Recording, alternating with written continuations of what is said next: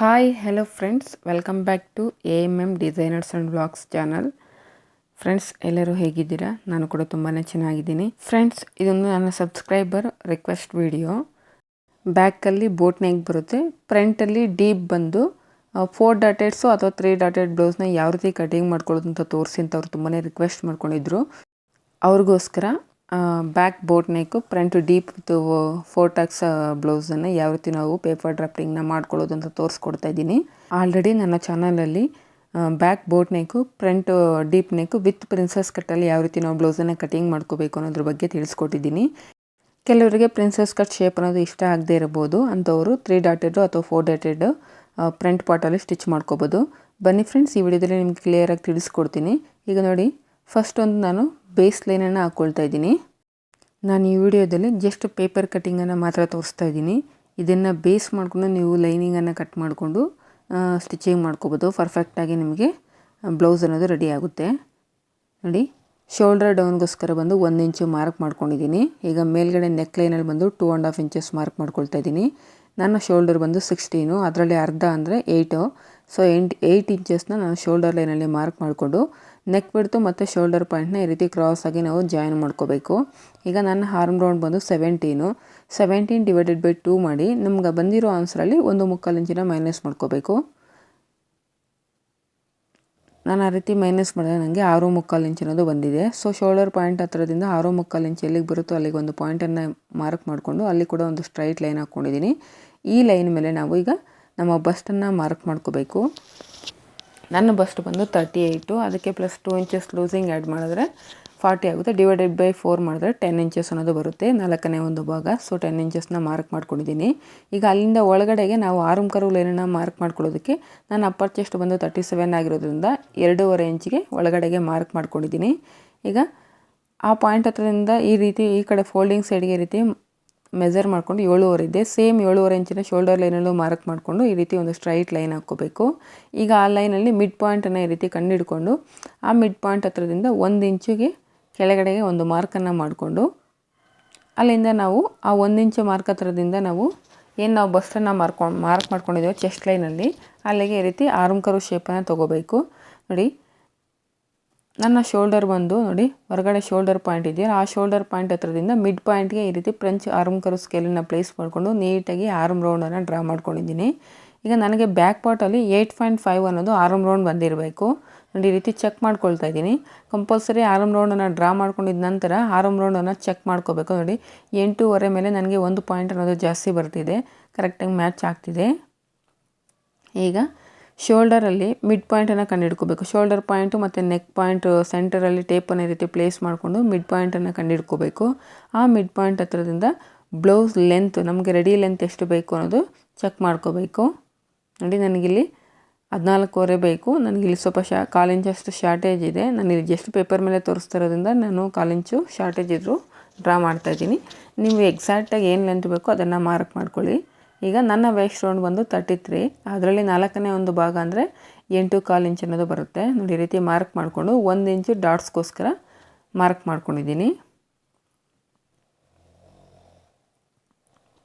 ಈಗ ಡಾಟ್ಸನ್ನು ಮಾರ್ಕ್ ಮಾಡ್ಕೊಳ್ಳೋದಕ್ಕೆ ನೋಡಿ ಈ ರೀತಿ ಟೇಪನ್ನು ಫೋಲ್ಡ್ ಮಾಡಿಕೊಂಡ್ರೆ ನಿಮಗೆ ಮಿಡ್ ಪಾಯಿಂಟ್ ಅನ್ನೋದು ಗೊತ್ತಾಗುತ್ತೆ. ಆ ಮಿಡ್ ಪಾಯಿಂಟ್ ಹತ್ರ ನೋಡಿ ಎಷ್ಟು ಬಿಡ್ತಿದೆ ಅಂತ ಚೆಕ್ ಮಾಡ್ಕೊಳ್ತಾ ಇದ್ದೀನಿ. 4.5 ಮೇಲೆ 1 ಪಾಯಿಂಟ್ ಅನ್ನೋದು ಬಂದಿದೆ. ಸೇಮ್ ಅಷ್ಟೇ ಮೇಲ್ಗಡೆ ಕೂಡ 1 ಪಾಯಿಂಟನ್ನು ಮಾಡ್ಕೋಬೇಕು. ಈಗ ಸ್ಟ್ರೈಟ್ ಲೈನನ್ನು ಡ್ರಾ ಮಾಡ್ಕೋತಾ ಇದ್ದೀನಿ. ಈಗ ಡಾಟ್ ಲೆಂತ್ ಬಂದು ನಾನು 4.5 ಇಂಚಸ್ಗೆ ಮಾರ್ಕ್ ಮಾಡ್ಕೋತಾ ಇದ್ದೀನಿ. ಆ ಕಡೆ 1/2 ಇಂಚು, ನಾವೇನು 1 ಇಂಚ್ ಎಕ್ಸ್ಟ್ರಾ ತೊಗೊಂಡಿದ್ದೀವೋ ಡಾಟ್ಗೋಸ್ಕರ, ಸೊ ಆ ಕಡೆ 1/2 ಇಂಚು, ಈ ಕಡೆ 1/2 ಇಂಚು ಈ ರೀತಿ ಮಾರ್ಕ್ ಮಾಡ್ಕೋಬೇಕು. ಫ್ರೆಂಡ್ಸ್, ಯಾರಾದರೂ ಹೊಸದಾಗಿ ಈ ವಿಡಿಯೋನ ನೋಡ್ತಾ ಇದ್ದರೆ ಪ್ಲೀಸ್ ನನ್ನ ಚಾನಲ್ನ ಸಬ್ಸ್ಕ್ರೈಬ್ ಮಾಡ್ಕೊಳ್ಳಿ. ವಿಡಿಯೋ ರಿಲೇಟೆಡ್ ಏನೇ ಡೌಟ್ಸ್ ಇದ್ದರೂ ಕೂಡ ನನಗೆ ಕಮೆಂಟ್ ಮುಖಾಂತರ ತಿಳಿಸ್ಕೊಡಿ ಫ್ರೆಂಡ್ಸ್. ಈಗ ಶೋಲ್ಡರ್ ಪಟ್ಟಿ ಅನ್ನೋದು ನಮಗೆ ಎಷ್ಟು ಬೇಕು ಅಂತ ನಾವು ಇಲ್ಲಿ ಮಾರ್ಕ್ ಮಾಡ್ಕೋಬೇಕು. ನೋಡಿ, ಶೋಲ್ಡರ್ ಪಾಯಿಂಟ್ ಹತ್ರದಿಂದ ನಾನಿಲ್ಲಿ ನಿಮಗೆ ಶೋಲ್ಡರ್ ಪಟ್ಟಿ ಅನ್ನೋದು ಎಷ್ಟು ಬೇಕೋ ಅಷ್ಟು ಮಾರ್ಕ್ ಮಾಡ್ಕೊಳ್ಳಿ. 2.5 ಇಂಚ್ ಬೇಕಾ, 2 ಇಂಚಸ್ ಬೇಕಾ, ಅಥವಾ 3 ಇಂಚಸ್ ಬೇಕಾ, ನಿಮ್ಗೆ ಎಷ್ಟು ಬೇಕಾಗುತ್ತೋ ಅಷ್ಟನ್ನು ನೀವು ಮಾರ್ಕ್ ಮಾಡ್ಕೋಬೋದು. ನೋಡಿ, ಇಲ್ಲಿ ಲೈನ್ ಅನ್ನೋದು ಸ್ಲೋಪಾಗಿರೋದ್ರಿಂದ ನೀವು ಕೂಡ ಈ ರೀತಿ ಸ್ಕೇಲನ್ನು ಸ್ಲೋಪಲ್ಲೇ ಪ್ಲೇಸ್ ಮಾಡಿದಾಗ ನಿಮಗೆ ಈ ರೀತಿ ಸ್ಲ್ಯಾಂಟಿಂಗ್ ಲೈನ್ ಅನ್ನೋದು ಒಂದು ಬರುತ್ತೆ. ಸೇಮ್ ಸ್ಲ್ಯಾಂಟಿಂಗ್ ಲೈನ್ ಥರನೇ ಹಾಕ್ಕೋಬೇಕು. ಹಾಗೆ ನೆಕ್ ಡೀಪ್ ಬಂದು 2.5 ಇಂಚಸ್ಗೆ ಮಾರ್ಕ್ ಮಾಡಿಕೊಂಡೆ. ಈ ರೀತಿ ಮಾರ್ಕ್ ಮಾಡಿಕೊಂಡು ಒಂದು ಬೋಟ್ ಶೇಪನ್ನು ಡ್ರಾ ಮಾಡ್ಕೋಬೇಕು. ಈ ರೀತಿ ನಾನು ಇಲ್ಲಿಂದು 7.5 ಇಂಚಿಗೆ ಈ ರೀತಿ ಒಂದು ಮಾರ್ಕನ್ನು ಮಾಡ್ಕೋತಾ ಇದ್ದೀನಿ. ಅಂದರೆ ಬ್ಯಾಕಲ್ಲಿ ನೆಕ್ ಡೀಪನ್ನು ಡ್ರಾ ಮಾಡ್ಕೊಳ್ಳೋದಕ್ಕೋಸ್ಕರ 3.5 ಇಂಚಸ್ ಮೇಲ್ಗಡೆ 3.5 ಇಂಚಸ್ ಕೆಳಗಡೆ ಲೈನಲ್ಲಿರೋ ಥರ ನೋಡಿಕೊಂಡು ಸ್ಟ್ರೈಟಾಗಿ ಒಂದು ಬಾಕ್ಸನ್ನು ಡ್ರಾ ಮಾಡ್ಕೋಬೇಕು. ನೋಡಿ ಈ ರೀತಿ. ಈ ಬಾಕ್ಸಲ್ಲಿ ನಿಮ್ಗೆ ಯಾವ ಶೇಪ್ ಬೇಕಾಗುತ್ತೋ ಆ ನೆಕ್ಸ್ಟ್ ಶೇಪನ್ನು ನೀವು ಡ್ರಾ ಮಾಡ್ಕೋಬೋದು. ನೋಡಿ ಈ ರೀತಿ ಫ್ರೆಂಚ್ ಆರ್ಮ್ ಕರ್ವ್ ಸ್ಕೇಲನ್ನು ಪ್ಲೇಸ್ ಮಾಡಿಕೊಂಡು ನೀಟಾಗಿ ನಿಮ್ಗೆ ಯಾವ ಶೇಪ್ ಬೇಕಾಗುತ್ತೋ ಆ ಶೇಪನ್ನು ಡ್ರಾ ಮಾಡ್ಕೊಳ್ಳಿ.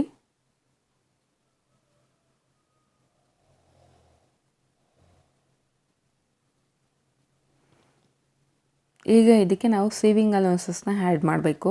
ನೋಡಿ ಮಾರ್ಜಿನ್ ಸೈಡು ಅಂದರೆ ಸೈಡ್ ಸೀಮ್ ಲೈನ್ ಕಡೆ ನಾನು 2 ಇಂಚಸ್ ಮಾರ್ಜಿನನ್ನು ಆ್ಯಡ್ ಮಾಡ್ತಾ ಇದ್ದೀನಿ.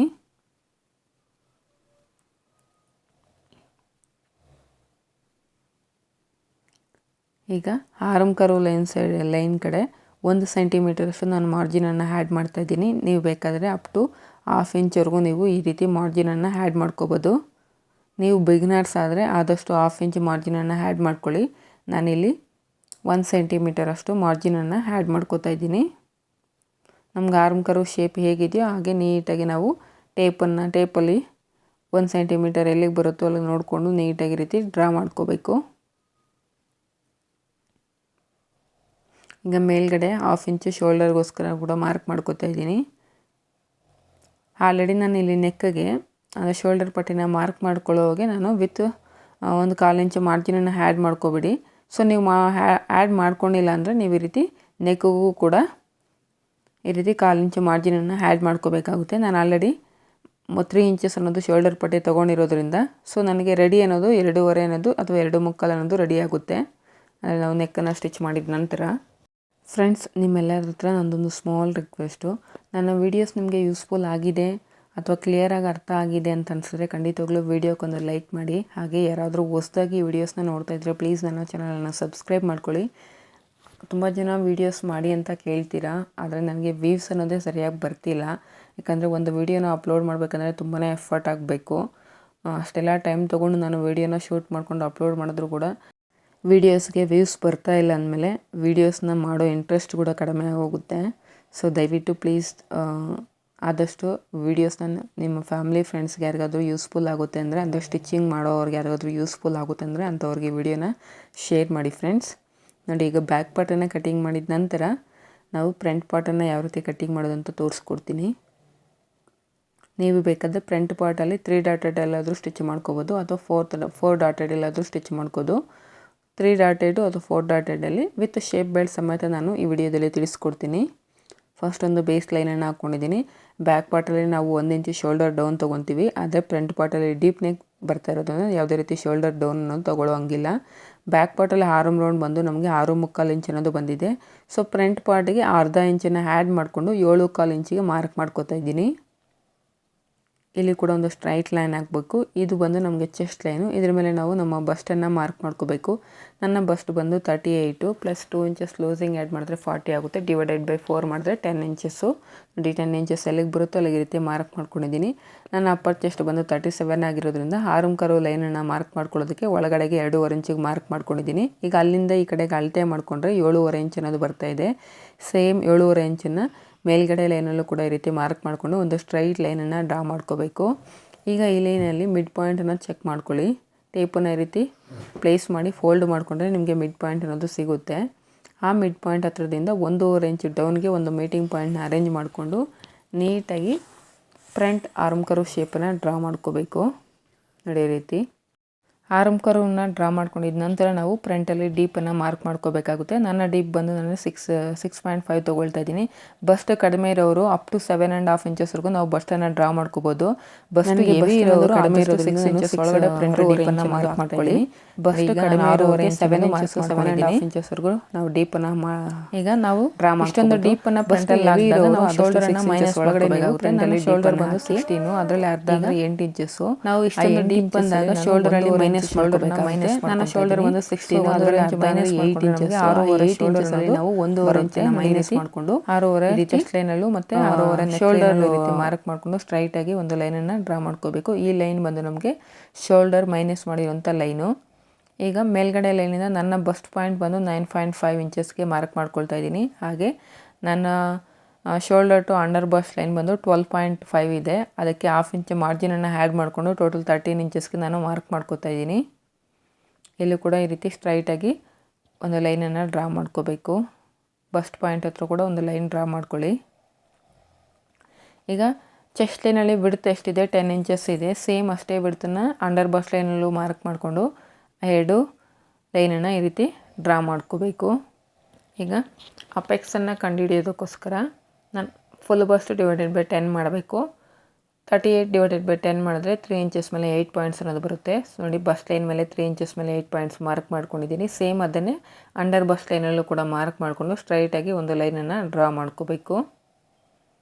ಈಗ ಅಂಡರ್ ಬಸ್ಟ್ ಲೈನಲ್ಲಿ ನನ್ನ ವೇಸ್ಟನ್ನು ಮಾರ್ಕ್ ಮಾಡ್ಕೊಳ್ತಾ ಇದ್ದೀನಿ.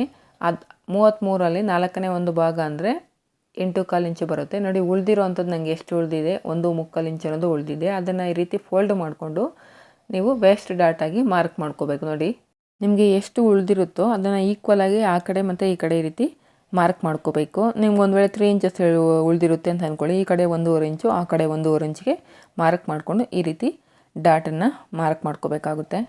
ಈಗ ಫ್ರಂಟಲ್ಲಿ ನಾವು 4 ಡಾಟ್ಸ್ನ ಯಾವ ರೀತಿ ಮಾರ್ಕ್ ಮಾಡ್ಕೊಳ್ಳೋದು ಅಂತ ತಿಳಿಸ್ಕೊಡ್ತೀನಿ. ಈಗೇನು ಅಫೆಕ್ಸ್ ಡಾಟ್ ನಾವು ಮಾರ್ಕ್ ಮಾಡ್ಕೊಂಡಿದ್ದೀವಿ ಅಲ್ಲಿಂದ 1.5 ಇಂಚು ಬಸ್ಟ್ ಲೈನ್ ಮೇಲೆ ಆ ಕಡೆ ಮಾರ್ಕ್ ಮಾಡ್ಕೋಬೇಕು. ಸೇಮ್ 1.5 ಇಂಚನ್ನು ಈ ಕಡೆ ಮಾರ್ಕ್ ಮಾಡ್ಕೋಬೇಕು. ಹಾಗೆ ಅದರ ಮಿಡ್ ಪಾಯಿಂಟಲ್ಲಿ ಈ ರೀತಿ ಟೇಪನ್ನು ಇಟ್ಕೊಬಿಟ್ಟು ಮೇಲ್ಗಡೆಗೆ ಒಂದು ಮಾರ್ಕನ್ನು ಮಾಡ್ಕೋಬೇಕು. ಇದು ಆರ್ಮ್ ಡಾಟ್ಗೋಸ್ಕರ. ಉಕ್ಸ್ಪಟ್ಟಿ ಸೈಡ್ ಬಂದು 1/4 ಇಂಚು ಮೇಲ್ಗಡೆ 1/4 ಇಂಚು ಕೆಳಗಡೆ ಮಾರ್ಕ್ ಮಾಡ್ಕೊಳ್ಳಿ. ಹಾಗೆ ಸೈಡ್ ಸಿಮ್ ಲೈನ್ ಕಡೆಯೂ 1/4 ಇಂಚು ಮೇಲ್ಗಡೆ ಮತ್ತು 1/4 ಇಂಚು ಕೆಳಗಡೆ ಮಾರ್ಕ್ ಮಾಡಿಕೊಂಡು ಈಗ ನಾವೇನು 1.5 ಇಂಚು ಡಾಟನ್ನು ಮಾರ್ಕ್ ಮಾಡ್ಕೊಂಡಿದ್ದೀವಿ ಆ ಪಾಯಿಂಟ್ ಎದುರಿಗೆಲ್ಲ ಈ ರೀತಿ ಕನೆಕ್ಟ್ ಮಾಡ್ಕೋಬೇಕು. ಈಗ ಆರ್ಮ್ ಡಾಟನ್ನು ಅಷ್ಟೇ ನಾವೇನು 1.5 ಇಂಚು ಮೀಟಿಂಗ್ ಪಾಯಿಂಟ್ ಬಂದು ಮಾರ್ಕ್ ಮಾಡ್ಕೊಂಡಿದ್ದೀವಿ ಅಲ್ಲಿಂದ ಆ ಡಾಟ್ ನಾವು ಮಾರ್ಕ್ ಮಾಡ್ಕೊಂಡಿರೋವರೆಗೂ ಈ ರೀತಿ ಒಂದು ಲೈನನ್ನು ಡ್ರಾ ಮಾಡಿಕೊಂಡು ಆ ಲೈನ್ ಎಷ್ಟಿದೆ ಅಂತ ಈ ರೀತಿ ಅಳತೆ ಮಾಡ್ಕೊಳ್ಳಿ. ಅಂದರೆ ಆ ಡಾಟ್ ಲೆಗ್ ಎಷ್ಟಿದೆ ಅಂತ ಅಳತೆ ಮಾಡಿಕೊಂಡ್ರೆ ನನಗೆ 3.25 ಇಂಚ್ ಅನ್ನೋದು ಬರ್ತಾಯಿದೆ. ಸೇಮ್ ಅಷ್ಟೇ ನಾವು ಶೋಲ್ಡರನ್ನು ಮೈನಸ್ ಮಾಡಿರೋ ಲೈನಲ್ಲಿ ಕೂಡ ಮಾರ್ಕ್ ಮಾಡ್ಕೋಬೇಕು. ನೋಡಿ ಇಲ್ಲಿಗೆ ಬರ್ತಾಯಿದೆ.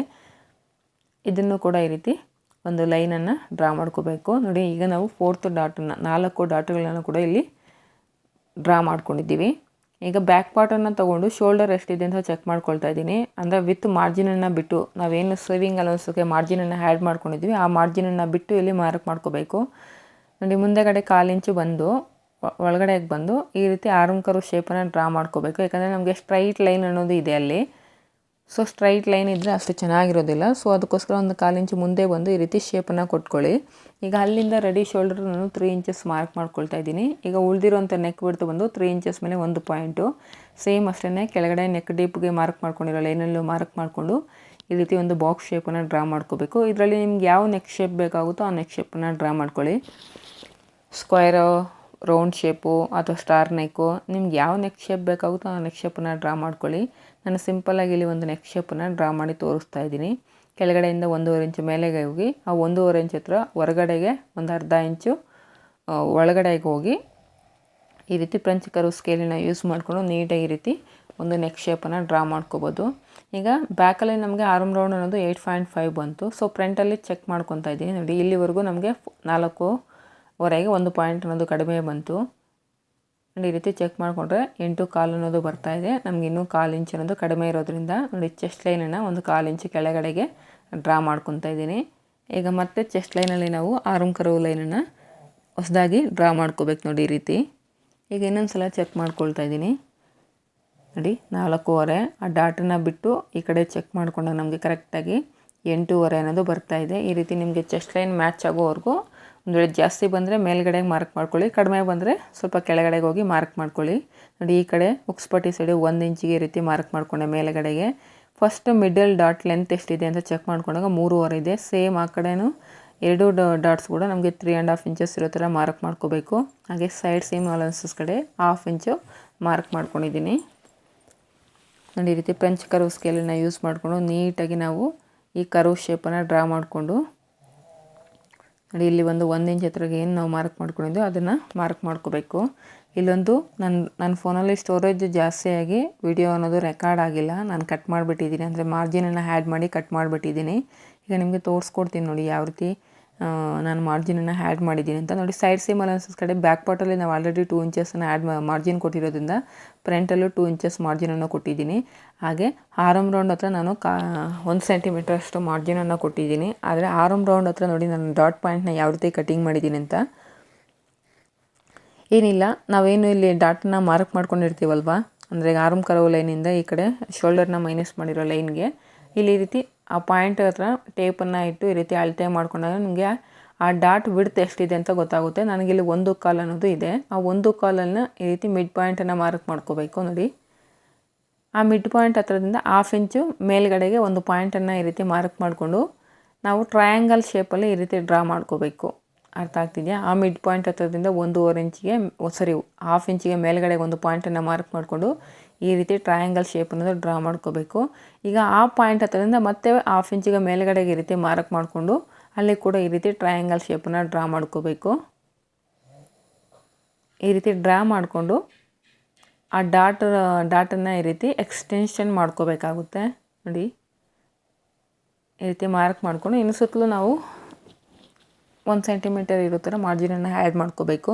ಯಾಕೆ ಈ ರೀತಿ ನಾವು ಮಾರ್ಕ್ ಮಾಡ್ಕೋಬೇಕಂದ್ರೆ ನೋಡಿ, ಡಾಟನ್ನು ನಾವು ಸ್ಟಿಚ್ ಮಾಡಿದಾಗ ಆರ್ಮ್ ಕರ್ವ್ನಲ್ಲಿ ನಾವು ಡಾಟನ್ನು ಸ್ಟಿಚ್ ಮಾಡಿದಾಗ ಕರೆಕ್ಟಾಗಿ ನಮ್ಗೆ ಆರ್ಮ್ ರೌಂಡ್ ಶೇಪ್ ಅನ್ನೋದು ಬರಬೇಕು. ನೋಡ್ತಿದ್ದೀರಲ್ವ? ಈ ರೀತಿ ನೀವು ಡಾಟನ್ನು ಸ್ಟಿಚ್ ಮಾಡಿದ್ರೆ ನಿಮ್ಗೆ ಆರ್ಮ್ ಕರ್ವ್ ಶೇಪ್ ಅನ್ನೋದು ಕರೆಕ್ಟಾಗಿ ಬರುತ್ತೆ. ಅಲ್ಲಿ ಏನು ಎಕ್ಸೆಸ್ ಇದೆಯೋ ಅದನ್ನು ನೀಟಾಗಿ ಟ್ರಿಮ್ ಮಾಡ್ಕೊಬಿಟ್ರೆ ನಿಮಗೆ ಶೇಪ್ ಅನ್ನೋದು ನೀಟಾಗಿ ಬರುತ್ತೆ. ಈಗ ಚೆಕ್ ಮಾಡ್ಕೊಳ್ಳಿ, ಡಾಟನ್ನು ಹಿಡಿದು ಚೆಕ್ ಮಾಡ್ಕೊತಾ ಇದ್ದೀನಿ. ನಮಗೆ ಬೇಕಾಗಿರೋ ಆರ್ಮ್ ರೌಂಡ್ ಬಂದು 8.5 ಅನ್ನೋದು ಬರಬೇಕು. ನಾನು ಈ ರೀತಿ ಚೆಕ್ ಮಾಡಿಕೊಂಡ್ರೆ ಕರೆಕ್ಟಾಗಿ 8.5 ಅನ್ನೋದು ನನಗೆ ಆರಮ್ ರೌಂಡ್ ಅನ್ನೋದು ಸಿಗ್ತಾಯಿದೆ, ನಾವು ಡಾಟನ್ನು ಫೋಲ್ಡ್ ಮಾಡಿಕೊಂಡು ಚೆಕ್ ಮಾಡಿಕೊಂಡ್ರೆ. ಈಗ ಶೇಪ್ ಬೆಲ್ಟ್ಸ್ನ ಯಾವ ರೀತಿ ಕಟಿಂಗ್ ಮಾಡೋದು ಅಂತ ತೋರಿಸ್ಕೊಡ್ತೀನಿ ನೋಡಿ. ಬ್ಯಾಕ್ ಪಾರ್ಟ್ ಮೇಲೆ front part side seam allowances ಕರೆಕ್ಟಾಗಿ ಮ್ಯಾಚ್ ಆಗೋ ಥರ ಈ ರೀತಿ ಪ್ಲೇಸ್ ಮಾಡ್ಕೊಳ್ಳಿ ನೋಡಿ. ಸೈಡ್ ಸೀಮ್ ಲೈನ್ ಕಡೆ ಕರೆಕ್ಟಾಗಿ ಮ್ಯಾಚ್ ಆಗಬೇಕು ಬ್ಯಾಕ್ ಪಾರ್ಟು ಮತ್ತು ಫ್ರಂಟ್ ಪಾರ್ಟು. ಈಗ ಸೈಡ್ ಸೀಮ್ ಅಲೌನ್ಸಸ್ಗೆ ಚೆಕ್ ಮಾಡ್ಕೊತಾ ಇದ್ದೀನಿ, ನಮಗೆ ಶೇಪ್ ಬೆಲ್ಟ್ಸ್ನ ಸ್ಟಿಚ್ ಕಟಿಂಗ್ ಮಾಡ್ಕೊಳ್ಳೋದಕ್ಕೆ ಎಷ್ಟು ಬಿಡ್ತು ಬೇಕು ಅಂತ. ಈ ರೀತಿ ಚೆಕ್ ಮಾಡಿಕೊಂಡಾಗ ನನಗೆ 1.25 ಇಂಚ್ ಅನ್ನೋದು ಬರ್ತಾಯಿದೆ. ಆದರೆ ನಾವು ಫ್ರಂಟಲ್ಲಿ 4th ಡಾಟನ್ನು ಮಾರ್ಕ್ ಮಾಡ್ಕೊಂಡಿದ್ದೀವಿ ಸೈಡ್ ಸೀಮ್ ಅಲೌನ್ಸಸ್ ಕಡೆ, ಆ ಡಾಟನ್ನು ನಾವು ಮೈನಸ್ ಮಾಡಿಕೊಂಡು ನಾವು ಚೆಕ್ ಮಾಡ್ಕೋಬೇಕಾಗುತ್ತೆ. ಅರ್ಥ ಆಗ್ತಿದೆಯಾ ನೋಡಿ? ಫಸ್ಟ್ ಈ ರೀತಿ ಡಾಟನ್ನು ಫೋಲ್ಡ್ ಮಾಡ್ಕೊಂಡು ತೋರಿಸ್ತೀನಿ.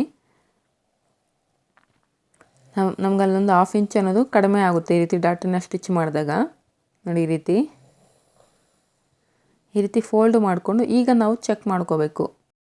ಆಗಲೇ ನಾವು ಡಾಟನ್ನು ಫೋಲ್ಡ್ ಮಾಡ್ದಿರ ಚೆಕ್ ಮಾಡ್ಕೊಂಡಾಗ ನಮಗೆ 1.25 ಇಂಚ್ ಅನ್ನೋದು ಬಂತು ಶೇಪ್ ಬೆಲ್ಟ್ಸ್ಗೆ. ಈಗ ಡಾಟನ್ನು ಫೋಲ್ಡ್ ಮಾಡಿಕೊಂಡು ನಾವು ಚೆಕ್ ಮಾಡ್ಕೊಂಡಾಗ ನೋಡಿ ನಾನು ಎಷ್ಟು ಬರ್ತಾಯಿದೆ, 2.5 ಇಂಚ್ ಅನ್ನೋದು ಬರ್ತಾಯಿದೆ. ಕಂಪಲ್ಸರಿ 4th ಡಾಟನ್ನು ನೀವು ಸ್ಟಿಚ್ ಮಾಡ್ತಾಯಿದ್ರೆ ಈ ರೀತಿ ಫೋಲ್ಡ್ ಮಾಡಿಕೊಂಡು ನೀವು ಶೇಪ್ ಬೆಲ್ಟ್ಸ್ಗೆ ಮಾರ್ಕಿಂಗನ್ನು ಮಾಡ್ಕೋಬೇಕು ನೋಡಿ. ಮಿಡ್ಲಲ್ಲಿ 2.25 ಇಂಚ್ ಅನ್ನೋದು ಗ್ಯಾಪ್ ಇದೆ. ಈ ಕಡೆ ಬಂದು 3.5 ಇಂಚಸ್ ಅನ್ನೋದು ಗ್ಯಾಪ್ ಇದೆ. ಉಕ್ಸ್ಪಟ್ಟಿ ಸೈಡು ನಮಗೆ ಉಕ್ಸ್ಪಟ್ಟಿ ಲೆಂತ್ ಅನ್ನೋದು ಚೆಕ್ ಮಾಡ್ಕೊಳ್ಳಿ, ನಮಗೆ ಎಷ್ಟು ಬೇಕಾಗುತ್ತೆ ಅಂತ. ಅಂದರೆ ಎಷ್ಟು ಬರುತ್ತೆ ಅಂತ ಕೂಡ ನಾವು ಫ್ರಂಟ್ ಪಾರ್ಟಲ್ಲಿ ಚೆಕ್ ಮಾಡ್ಕೋಬೋದು ನೋಡಿ. ಉಳಿದಿರೋಂಥ ನನ್ನ ಪೇಪರ್ ಡ್ರಾಫ್ಟಿಂಗಲ್ಲಿ ಯಾವ ರೀತಿ ನಾವು ಶೇಪ್ ಬೆಲ್ಟ್ಸ್ನ ಕಟಿಂಗ್ ಮಾಡೋದು ಅಂತ ತೋರಿಸ್ಕೊಡ್ತಾ ಇದ್ದೀನಿ. ಇಲ್ಲಿ ಚೆಕ್ ಮಾಡ್ಕೋಬೋದು ಉಕ್ಸ್ಪಟ್ಟಿ ಸೈಡು ನಿಮಗೆ ಅಂದರೆ ಸ್ಟಿಚ್ ಮಾಡಿದ ನಂತರ ನಮಗೆ ಉಕ್ಸ್ಪಟ್ಟಿ ಲೆಂತ್ ಅನ್ನೋದು ಎಷ್ಟು ಬರುತ್ತೆ ಅಂತ. ಫಸ್ಟ್ ಒಂದು ಬೇಸ್ ಲೈನನ್ನು ಹಾಕ್ಕೊಳ್ಳಿ, ಅದರ ಮೇಲ್ಗಡೆ ಒಂದು 1/2 ಇಂಚ್ ಮಾರ್ಜಿನ್ಗೆ ಈ ರೀತಿ ಒಂದು ಲೈನನ್ನು ಹಾಕ್ಕೊಂಡಿದ್ದೀನಿ. ಈಗ ಉಕ್ಸ್ಪಟ್ಟಿ ಸೈಡ್ ಬಂದರೆ ನಮಗೆ 3.5 ಇಂಚಸ್ ಅನ್ನೋದು ಬಂದಿದೆಯಲ್ವ. ಮೇಲ್ಗಡೆ ನೆಕ್ಕನ್ನು ಸ್ಟಿಚ್ ಮಾಡಿದಾಗ ನಮಗೆ 1/4 ಇಂಚು ಮಾರ್ಜಿನ್ ಹೋಗುತ್ತೆ. ಹಾಗೆ ಕೆಳಗಡೆ ಶೇಪ್ ಬೆಲ್ಟ್ಸ್ನ ಅಟ್ಯಾಚ್ ಮಾಡಬೇಕಾದ್ರೆ ಒಂದು 1/2 ಇಂಚು ಮಾರ್ಜಿನ್ ಹೋಗುತ್ತೆ. ಮತ್ತು ಮಿಡ್ಲಲ್ಲಿ ನಾವು ಉಕ್ಸ್ಪಟ್ಟಿ ಡಾಟನ್ನು ಸ್ಟಿಚ್ ಮಾಡ್ತೀವಲ್ಲ ಅಲ್ಲಿ ಕೂಡ ಮಾರ್ಜಿನ್ ಹೋಗುತ್ತೆ. ಮೇಲ್ಗಡೆ ಮಾರ್ಜಿನನ್ನು ಬಿಟ್ಟು ಈ ರೀತಿ ಡಾಟ್ವರೆಗೂ ಚೆಕ್ ಮಾಡ್ಕೊಂಡು ಡಾಟ್ದು ಫಸ್ಟ್ ಲೈನ್ವರೆಗೂ ಚೆಕ್ ಮಾಡ್ಕೊಂಡಾಗ 2 ಇಂಚಸ್ ಮೇಲೆ 1 ಪಾಯಿಂಟ್ ಅನ್ನೋದು ಬಂತು. ಈಗ ಡಾಟನ್ನು ಮೈನಸ್ ಮಾಡಿ ನಾವೇನು ಶೇಪ್ ಬೆಲ್ಟ್ಸ್ಗೆ ಮಾರ್ಕ್ ಮಾಡ್ಕೊಂಡು ಅಲ್ಲಿವರೆಗೂ ಚೆಕ್ ಮಾಡ್ಕೊಂಡಾಗ ನಮಗೆ 3.5 ಅನ್ನೋದು ಸಿಗುತ್ತೆ. ಇಲ್ಲಿ ಫ್ರಂಟಲ್ಲಿ ನಾವು 3.5 ತೊಗೊತಾ ಇದ್ವಿ, ಇಲ್ಲಿ ಕೂಡ ನಮಗೆ 3 ಇಂಚಸ್ ಅನ್ನೋದು ಸಿಗುತ್ತೆ. ಆಲ್ಮೋಸ್ಟ್ ನಮಗೆ 6.5 ಅನ್ನೋದು ಉಕ್ಸ್ಪಟ್ಟಿ ಅನ್ನೋದು ಡಾಟ್ ಅನ್ನೋದು ಸಿಗುತ್ತೆ. ನಿಮ್ಗೆ ಒಂದು ವೇಳೆ ಉಕ್ಸ್ಪಟ್ಟಿ ಲೆಂತ್ ಅನ್ನೋದು ಜಾಸ್ತಿ ಆಗ್ತಿದೆ ಅಂದರೆ ನೋಡಿ ಒಂದು 1/2 ಇಂಚ್ ಮೇಲ್ಗಡೆಗೆ ಈ ರೀತಿ ಮಾರ್ಕ್ ಮಾಡಿಕೊಂಡು ಈ ರೀತಿ ಕ್ರಾಸಾಗಿ ನೀವು ವೇಸ್ಟ್ ಡಾಟ್ಗೆ ಈ ರೀತಿ ಕನೆಕ್ಟ್ ಮಾಡ್ಕೋಬೋದು. ನಿಮ್ಗೇನಾದರೂ ಉಕ್ಸ್ಪಟ್ಟಿ ಲೆಂತ್ ಅನ್ನೋದು ಜಾಸ್ತಿ ಆಗಿದ್ದರೆ ನೋಡಿ 3.5 ಇಂಚ್ ಅನ್ನೋದು ಉಕ್ಸ್ಪಟ್ಟಿ ಸೈಡ್ ಮಾರ್ಕ್ ಮಾಡಿಕೊಂಡೆ. ಇಲ್ಲಿ ನಮಗೆ ಏನು 2.25 ಇಂಚ್ ಬಂದಿದೆ ಅದಕ್ಕೇನೊಂದು 1/4 ಇಂಚು ಅಥವಾ ಒಂದು 1/2 ಇಂಚನ್ನು ಆ್ಯಡ್ ಮಾಡಿಕೊಂಡು ಸೆಂಟರಲ್ಲಿ ಮಾರ್ಕ್ ಮಾಡಿಕೊಂಡೆ. ಅದಕ್ಕೂ ಮೊದಲು ವೇಸ್ಟಲ್ಲಿ 4ನೇ ಒಂದು ಭಾಗನ ನಾವಿಲ್ಲಿ ಮಾರ್ಕ್ ಮಾಡ್ಕೋಬೇಕು. 8.25 ಇಂಚ್ ಅನ್ನೋದು ಫೋಲ್ಡಿಂಗ್ ಸೈಡಿಂದ ಈ ರೀತಿ ಮಾರ್ಕ್ ಮಾಡ್ಕೊತಾ ಇದ್ದೀನಿ. ಈಗ ಇಲ್ಲಿ ಮಾರ್ಜಿನ್ ಬಂದು ನಾನು 3 ಇಂಚಸ್ ತೊಗೊಳ್ತಾ ಇದ್ದೀನಿ ಶೇಪ್ ಬೆಲ್ಟ್ಸ್ಗೆ. 2.5 ಇಂಚಸ್ ಆರ್ 3 ಇಂಚಸ್ವರೆಗೂ ನೀವು ಮಾರ್ಜಿನನ್ನು ತೊಗೋಬೋದು. ಈಗ ಸೈಡ್ ಸೇಮ್ ಲೈನ್ ಕಡೆ 2.5 ಇದೆ, ಅದಕ್ಕೆ ಮೇಲ್ಗಡೆ ಶೇಪ್ ಬೆಲ್ಟ್ಸ್ನ ಸ್ಟಿಚ್ ಮಾಡೋದಕ್ಕೆ 1/2 ಇಂಚ್ ಮಾರ್ಜಿನನ್ನು ಆ್ಯಡ್ ಮಾಡಿಕೊಂಡು 3 ಇಂಚಸ್ಗೆ ಮಾರ್ಕ್ ಮಾಡ್ಕೊಂಡಿದ್ದೀನಿ. ಈಗ ನಮ್ಗೆ ಅಪೆಕ್ಸ್ ವಿಡ್ತ್ ಎಷ್ಟಿದೆಯೋ 3 ಇಂಚಸ್ ಮೇಲೆ 8 ಪಾಯಿಂಟ್ಸ್ ಅನ್ನೋದು ಎಲ್ಲಿಗೆ ಬರುತ್ತೋ ಅಲ್ಲಿಗೆ ಈ ರೀತಿ ಮಾರ್ಕ್ ಮಾಡಿಕೊಂಡು ಅಲ್ಲಿ ನಾವು ಆ ಪಾಯಿಂಟ್ ರೇಟ್ ಹತ್ರ 2.5 ಇಂಚಿನಿಂದ ಎಲ್ಲಿಗೆ ಬರುತ್ತೋ ಅಲ್ಲಿಗೆ ಮಾರ್ಕ್ ಮಾಡ್ಕೊಂಡಿದ್ದೀನಿ. ಈಗ ಫ್ರಂಟು ಪಾರ್ಟನ್ನು ಈ ರೀತಿ ಪ್ಲೇಸ್ ಮಾಡಿಕೊಂಡು ನೀಟಾಗಿ ನಾವು ಶೇಪನ್ನು ಡ್ರಾ ಮಾಡ್ಕೋಬೇಕು. ನೋಡಿ, ಫಸ್ಟ್ ಡಾಟ್ ಲೆಗ್ ಇದೆಯಲ್ಲ ಅಲ್ಲಿವರೆಗೂ ಈ ರೀತಿ ಡ್ರಾ ಮಾಡ್ಕೊಳ್ಳಿ. ಈಗ ಡಾಟನ್ನು ಅಲ್ಲೇ ಮೈನಸ್ ಮಾಡಿಕೊಂಡು ಈ ರೀತಿ ನೀಟಾಗಿ ಈ ಶೇಪ್ ಬೆಲ್ಟ್ಸ್ನ ನಾವು ಫ್ರಂಟ್ ಪಾರ್ಟನ್ನು ಪ್ಲೇಸ್ ಮಾಡಿಕೊಂಡು ಈಸಿಯಾಗಿ ಡ್ರಾ ಮಾಡ್ಕೋಬೋದು. ನೋಡಿದ್ರಲ್ಲ, ಈ ರೀತಿ ಶೇಪ್ ಬೆಲ್ಟ್ಸನ್ನು ಡ್ರಾ ಮಾಡ್ಕೋಬೇಕು. ಸ್ವಲ್ಪ ಈ ರೀತಿ ಕರ್ವ್ ಆಗಿ ಒಂದು ಶೇಪನ್ನು ತೊಗೊಳ್ಳಿ. ಅಂದರೆ ಇಲ್ಲಿ ನಮಗೇನು ಅಪೆಕ್ಸ್ ಇದೆಯಲ್ಲ ಆ ಅಪೆಕ್ಸ್ ಹತ್ರ ಸ್ವಲ್ಪ ಲೈಟಾಗಿ ರೀತಿ ಶೇಪ್ ಬೆಲ್ಟ್ಸನ್ನು ಕರ್ವ್ ಆಗಿ ಡ್ರಾ ಮಾಡ್ಕೊಳ್ಳಿ. ಈಗ ನಾವೇನು ಡ್ರಾ ಮಾಡ್ಕೊಂಡಿದ್ದೀವಿ ಅದರ ಪ್ರಕಾರ ನೀಟಾಗಿ ಕಟಿಂಗನ್ನು ಮಾಡ್ಕೋಬೇಕು. ತುಂಬ ಜನ ಕಸ್ಟಮರ್ಸು ಫ್ರಂಟಲ್ಲಿ ಪ್ರಿನ್ಸಸ್ ಕಟ್ ಮೆಥಡ್ ಅನ್ನೋದು ಇಷ್ಟಪಡೋದಿಲ್ಲ. ಸೊ ಅಂಥವ್ರಿಗೆ ನೀವು ಈ ರೀತಿ 4th ಡಾಟು ಅಥವಾ 3 ಡಾಟೆಡಲ್ಲಿ ನೀವು ಫ್ರಂಟ್ ಪಾರ್ಟಲ್ಲಿ ಸ್ಟಿಚ್ ಮಾಡಿಕೊಡ್ಬೋದು. ನೋಡಿ, ಈ ರೀತಿ ಶೇಪ್ ಬೆಲ್ಟ್ಸನ್ನು ನಾವು ಕಟಿಂಗ್ ಮಾಡಿಕೊಂಡು ಫ್ರಂಟ್ ಪಾರ್ಟಲ್ಲಿ ನಾವು ಈ ರೀತಿ ಸ್ಟಿಚ್ಚನ್ನು ಮಾಡ್ಕೋಬೋದು. ನೋಡಿ, ಈ ರೀತಿ ನಿಮಗೆ ಇಲ್ಲಿ ಶೇಪ್ ಬೆಲ್ಟ್ಸ್ ಅನ್ನೋದು ಕಡಿಮೆ ಬಂದಿದೆ ಅಂತ ಅಂದ್ಕೋಬೇಡಿ. ನಾವು ಡಾಟನ್ನು ಮೈನಸ್ ಸ್ಟಿಚ್ ಮಾಡಿದ ನಂತರ ಕರೆಕ್ಟಾಗಿ ಶೇಪ್ ಬೆಲ್ಟ್ಸ್ ಅನ್ನೋದು ನಿಮಗೆ ಮ್ಯಾಚ್ ಆಗುತ್ತೆ. ಇದಿಷ್ಟು ನಿಮಗೆ ಅರ್ಥ ಆಯಿತು ಅಂತ ಅಂದ್ಕೊಳ್ತೀನಿ ಫ್ರೆಂಡ್ಸ್. ಈ ವಿಡಿಯೋದಲ್ಲಿ ನಾನು ಸ್ಲೀವ್ಸನ್ನು ಕಟಿಂಗನ್ನು ತೋರಿಸ್ತಾ ಇಲ್ಲ, ತೋರಿಸ್ಕೊಡ್ತೀನಿ ಅಷ್ಟೇ. ನೋಡಿ, ಬ್ಯಾಕ್ ಪಾರ್ಟಲ್ಲಿ ನಾವೇನು ಸ್ಟಿಚಿಂಗ್ ಮಾರ್ಜಿನನ್ನು ಆ್ಯಡ್ ಮಾಡಿದ್ದೀವಿ ನೋಡಿ, ಆ ಲೈನಲ್ಲಿ ಬ್ಯಾಕ್ ಪಾರ್ಟ್ ಆರ್ಮ್ ರೌಂಡ್ ಎಷ್ಟು ಬರುತ್ತೆ ಅಂತ ಚೆಕ್ ಮಾಡ್ಕೋಬೇಕು. ನಾನು ಕೆಳಗಡೆ ಲೈನಲ್ಲಿ ಚೆಕ್ ಮಾಡ್ತಾಯಿದ್ದೀನಿ. ನೀವು ಮೇಲ್ಗಡೆ ಮಾರ್ಜಿನನ್ನು ಆ್ಯಡ್ ಮಾಡಿರೋ ಲೈನಲ್ಲಿ ಚೆಕ್ ಮಾಡ್ಕೊಳ್ಳಿ. ಎಷ್ಟು ಬಂದಿರುತ್ತೋ ಅದರಲ್ಲಿ 3/4 ಇಂಚನ್ನು ಮೈನಸ್ ಮಾಡಿ ನೀವು ಆರ್ಮ್ ರೌಂಡನ್ನು ಸ್ಲೀವ್ಸನ್ನು ಮಾರ್ಕಿಂಗ್ ಮಾಡ್ಕೋಬೇಕಾಗುತ್ತೆ. ನೋಡಿ, ನನಗೆ 7.75 ಮೈನಸ್ ಮಾಡಿದ್ರೆ 7.75 ಇಂಚ್ ಅನ್ನೋದು ಬರುತ್ತೆ. ಸೊ 7.75 ಇಂಚಿಗೆ ನೀವು ಸ್ಲೀವ್ಸನ್ನು ಕಟಿಂಗ್ ಮಾಡ್ಕೊಳ್ಳಿ.